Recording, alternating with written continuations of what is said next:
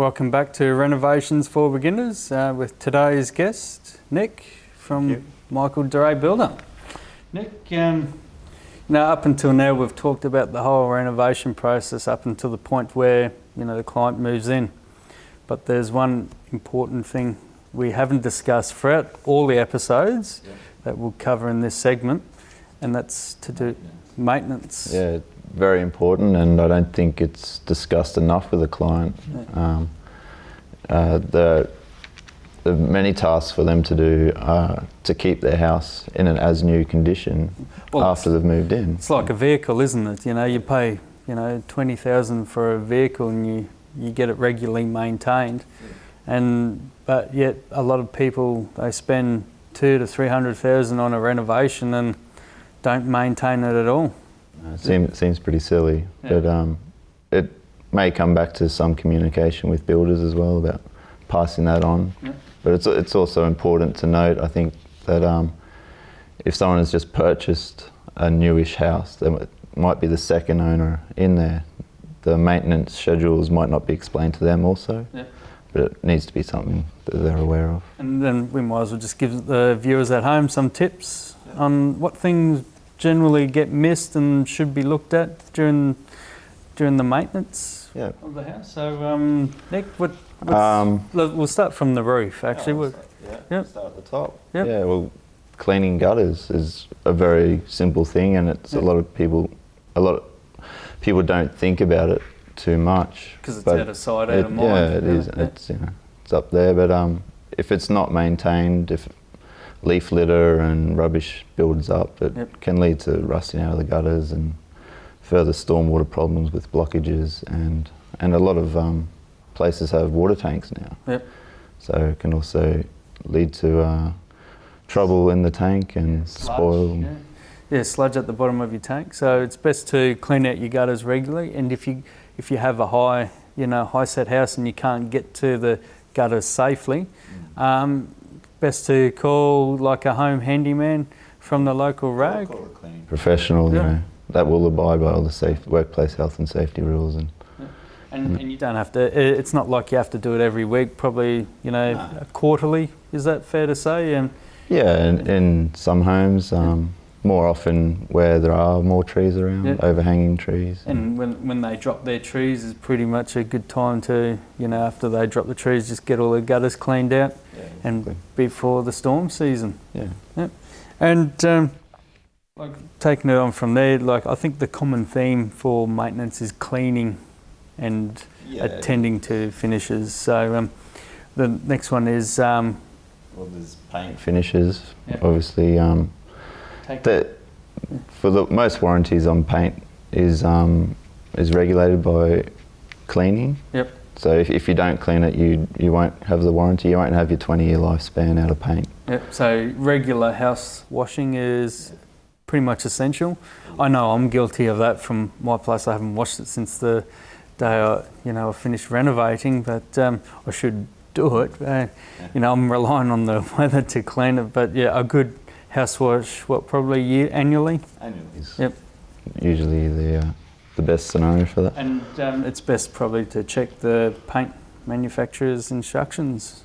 This information should be provided to you also by the builder, and he'll have a maintenance pack that he'll give to you, which should stipulate what needs to be cleaned, how regularly, and that sort of thing. I think it's also important with decks, and a lot of polished timber is popular.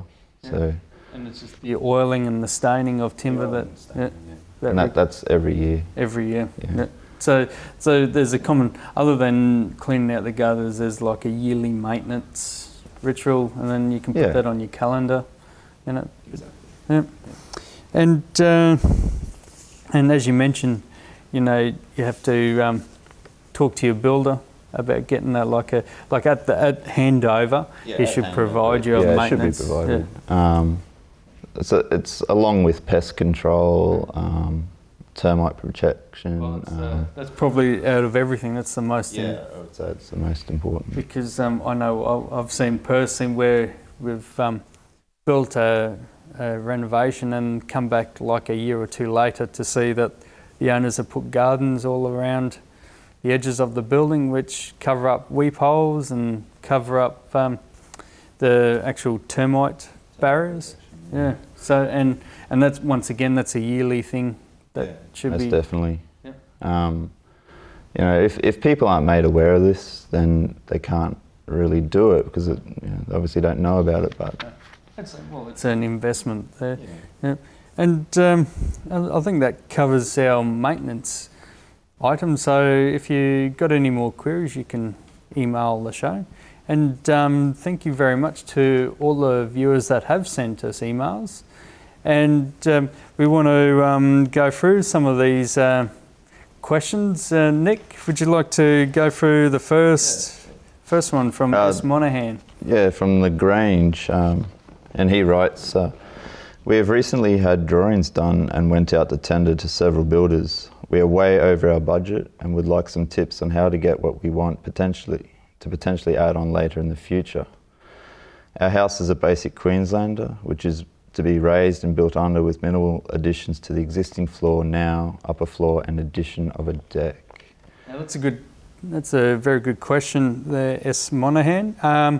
Well, firstly, you need to review your brief, identify what is a need and what is on the wish list. And if you're struggling with that, consider raising your house, doing the groundworks, doing the concrete slab, and also consider doing the external walls, but don't fit out anything underneath. And that probably would save a fair bit from the budget. Breaking it down into stages is definitely very helpful. Yeah.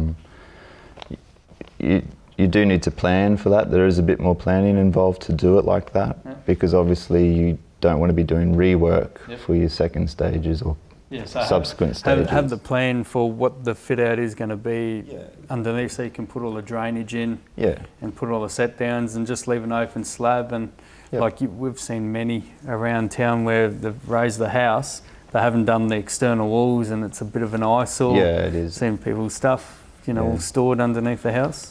It is, but I think you're required to actually put some battens around underneath.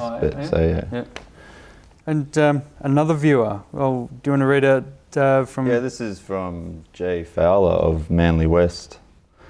We have received prices from a couple of builders who gave us provisional sums and PC sums for most of the work.